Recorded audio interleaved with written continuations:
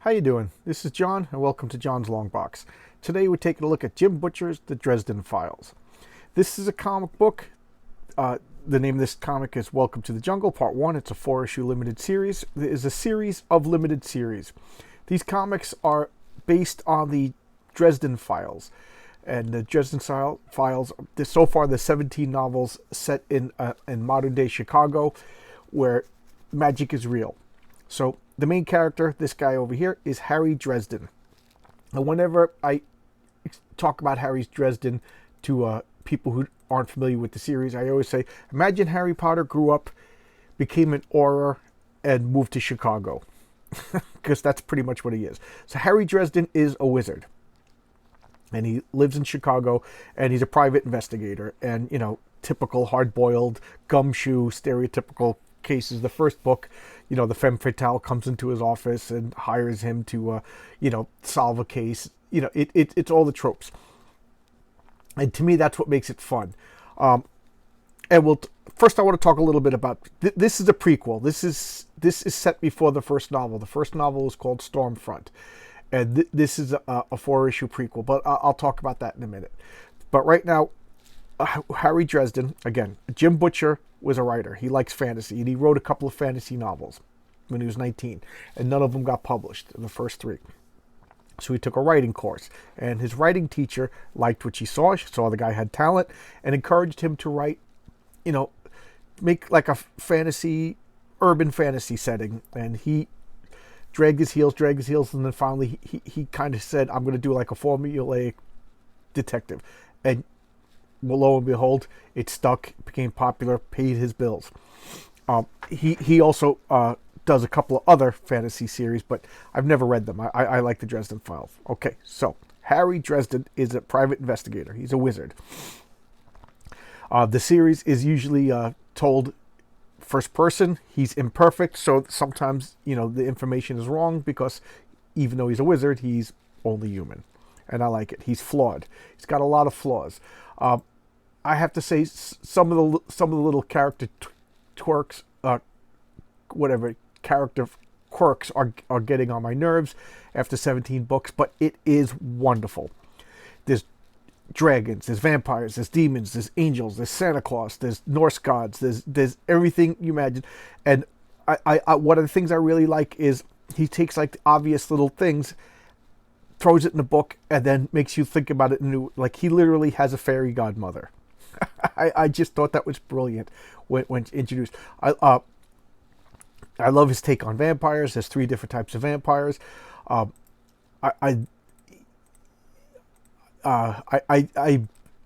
play a role-playing game where the magic is a big influence, kind of like a homebrew game that I mixed up. And lo and behold, there was a lot of it that was very similar to the Dresden Files, to the point where, I was like, is Butcher like bugging my house? Because like a lot of story plots coincided. So I chalked it up to we're roughly the same age, and I'm sure we grew up reading the same books, comic books, and watching the same movies. So nothing exists in a vacuum.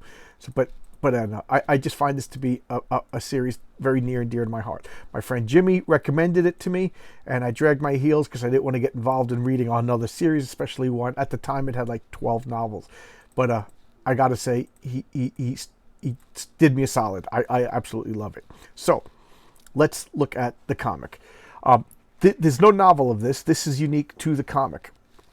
Okay, and like I said, this is before. This is really stiff. The paper is very stiff, but it's written by Jim Butcher. So this comic is actually written by the author of the series, and he says it's part of the continuity of the books. So there you go. Artwork by R.D.N. Saif, who I know nothing about. Inks by Joe Pimentel. I don't know anything about. Colors by Digicore Studios. Lettering, and I don't know any of these people. I'm sorry to say. Oh, this is what company is this? Darrell Brothers Publishing. Copyright. Oh, I thought it was IDW. Oh, well, I'm wrong. There you go. So here you go. One of the things about Dresden is he's always getting beat up. I mean, I thought the Spirit got beat up, but Dresden is always getting beat up. And this is Karen. Oh, why can't I think of her last name? geez, that's gonna drive me nuts. But she's the detective, and her father was in charge of like special investigations, and he was a hard ass. And unfortunately, I find a little bit too realistic. Sometimes when you're a real good guy and a hard ass, and you won't, compromise, you're put on the side, and that's what happened. And then when she became a cop, she kind of got shuffled off to, basically the kook squad, investigating special crimes, things like that. That's where they put the troublemakers.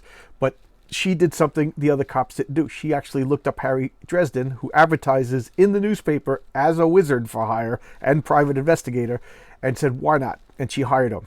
And she used police funds and hired Harry Dresden. And lo and behold, she's now solving crimes. Karen Murphy. And what I like about Karen Murphy is she's tiny, but she's a powerhouse. And here we have Dresden. Look at that. Minotaur's charging him.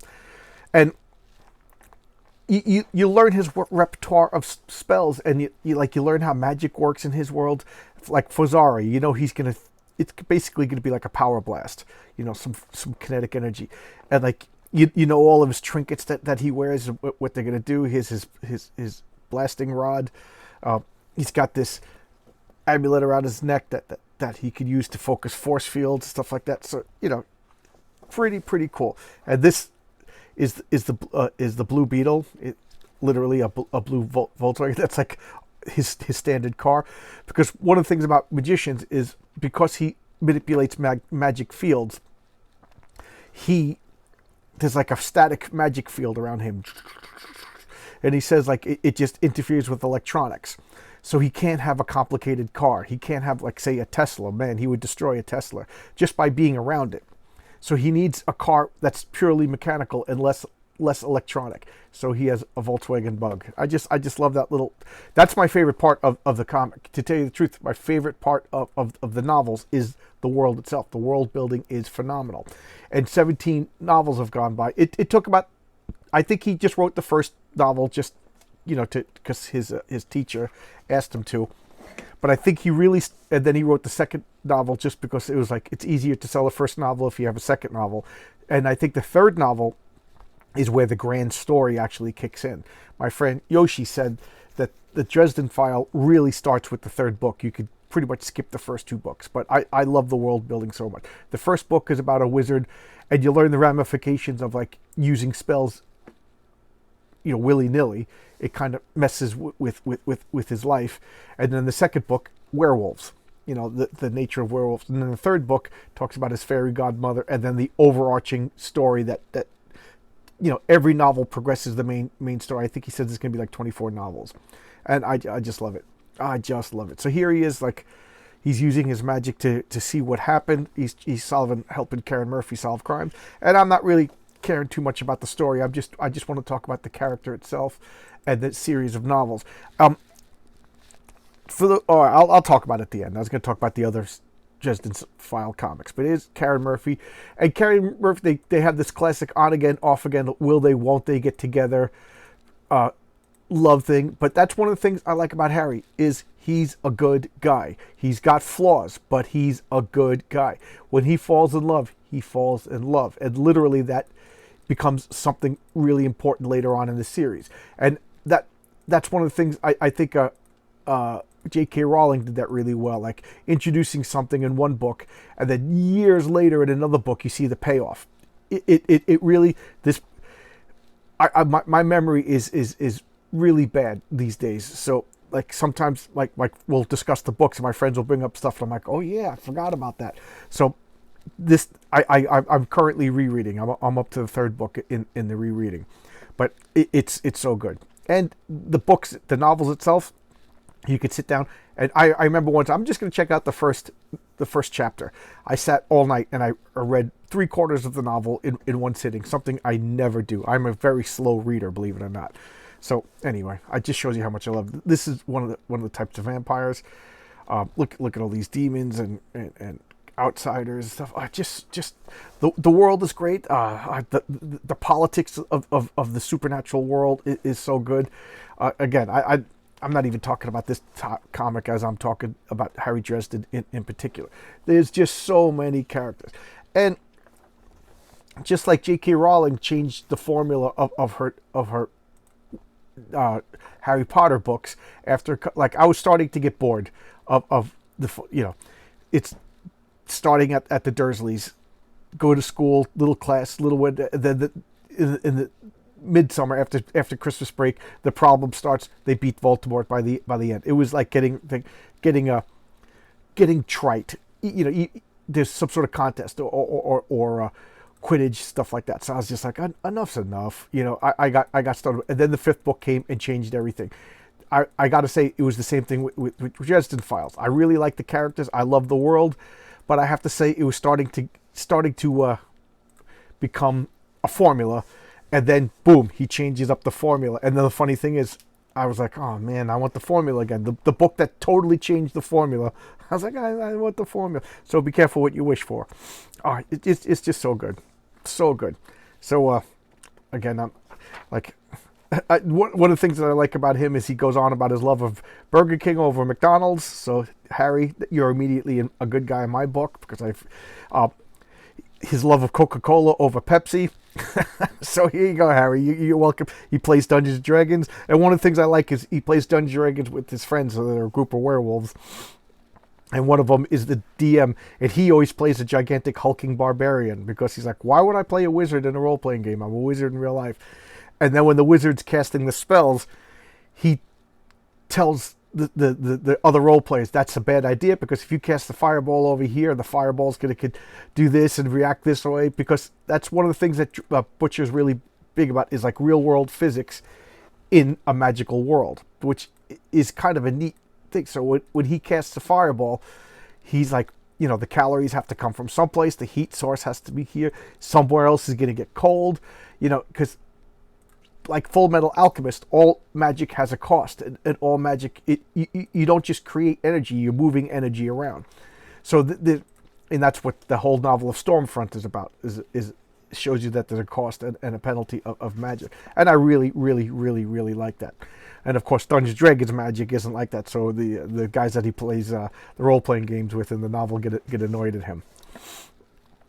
Is this Susan? You introduced to Susan Gonzalez in the first novel, and I don't mean to spoil it, but they get romantically involved in later novels, and it becomes like a big deal. Just everything, every small little thing. You meet like a minor character in one novel, and the next thing you know, they're a major character in the next novel, and it is so good. You care about all of them. You care about the world.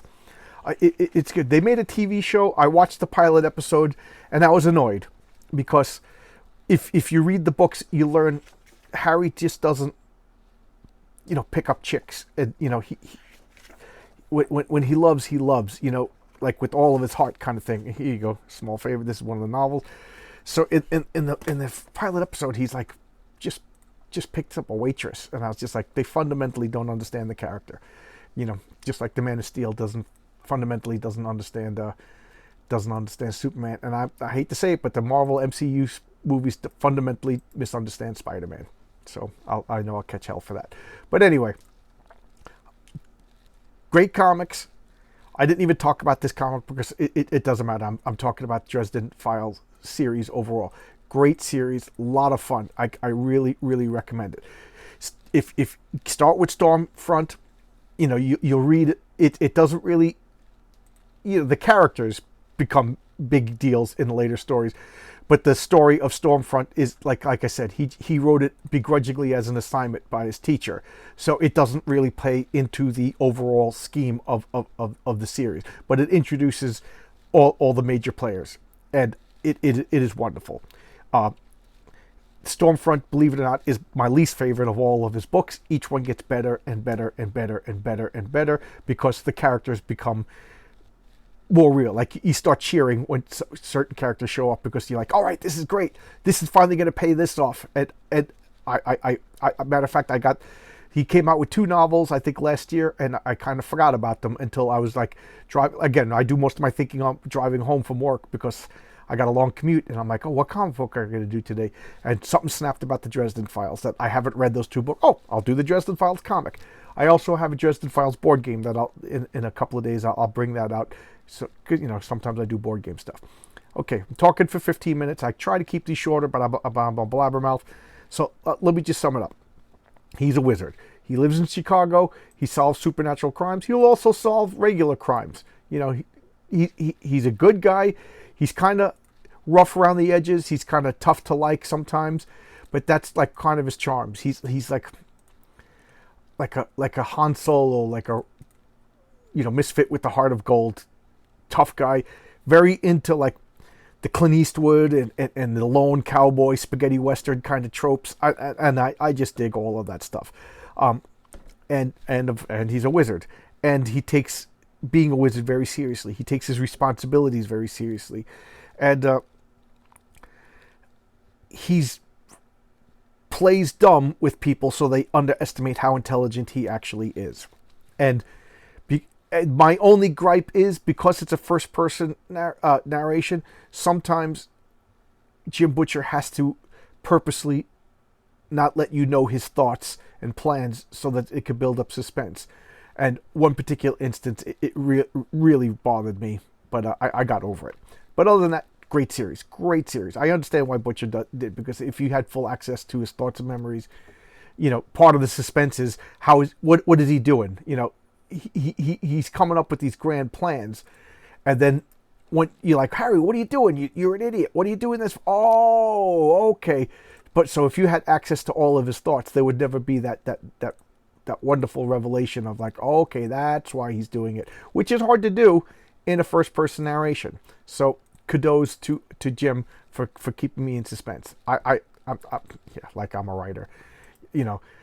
I would never be able to pull it off. I'll just leave it at that. Okay, so thank you for spending 20 minutes or so listening to me talk about comic books and novels, and I can't recommend them enough. Rumor has it that Netflix might be redoing the Dresden Files as you know, each season maybe a novel or two. That would be wonderful. That would be I cannot wait, especially around like book 10 and up. I could not wait to see those novels turned into something on Game of Thrones quality. Yeah. Okay. Well, thank you very much.